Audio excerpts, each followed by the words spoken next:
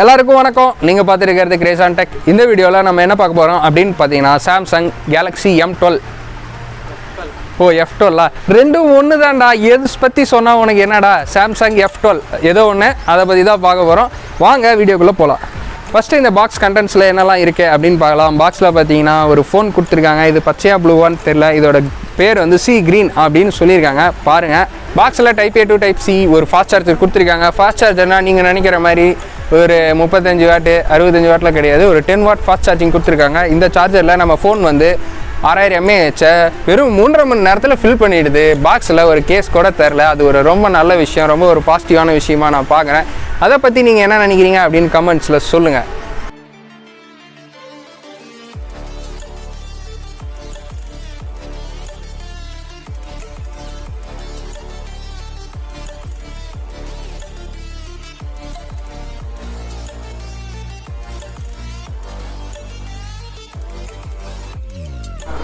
இந்த மொபைலில் 6.5 இன்ச்க்கான ஒரு 720 பிக்சல் டிஸ்பிளே கொடுத்துருக்காங்க. அந்த டிஸ்பிளே கொஞ்சம் நல்லாவே இருக்குது. ஒரு ஆவரேஜான டிஸ்பிளே தான்.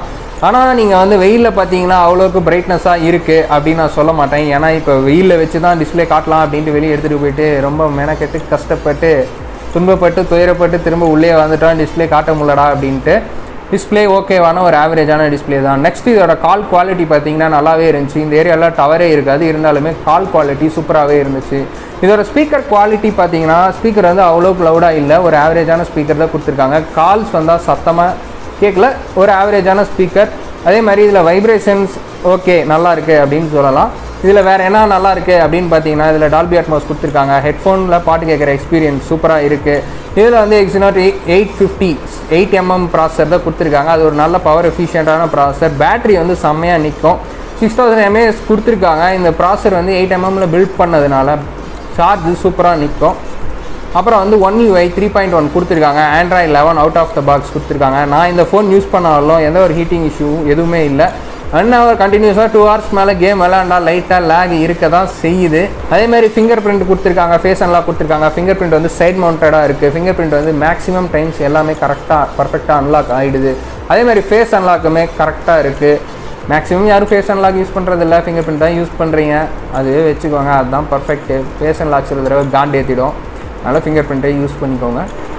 அப்புறம் இது பேக்கில் பார்த்தீங்கன்னா 4 கேமரா மாதிரி இருக்கும்.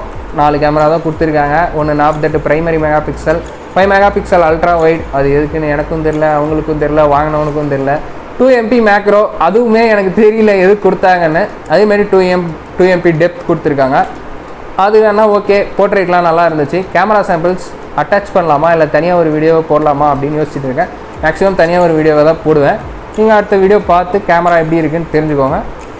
ஃப்ரண்ட் கேமரா ஒரு 8 மெகா பிக்சல் கொடுத்துருக்காங்க. அதுவுமே நல்லா தான் இருக்குது இந்த ப்ரைஸ் பாயிண்ட்டுக்கு. அப்புறம் இதில் ஒரு 6000 mAh பேட்டரி கொடுத்துருக்கனால ஃபோன் வந்து ரொம்பவுமே வெயிட் கம்மியாக 220 கிராம், அதாவது 1/4 கிலோவுக்கு இருக்குது. நல்லா தான் இருக்குது. ஜோப்பில் வச்சுருக்கிறதுக்கு சூப்பராக இருக்குது. ஜோப்பில் வச்சா எவ்வளோ தூரம் தெரியுது அப்படின்னு பாருங்கள். இவ்வளோ பெருசு இருக்குது, தெரியுதாடா?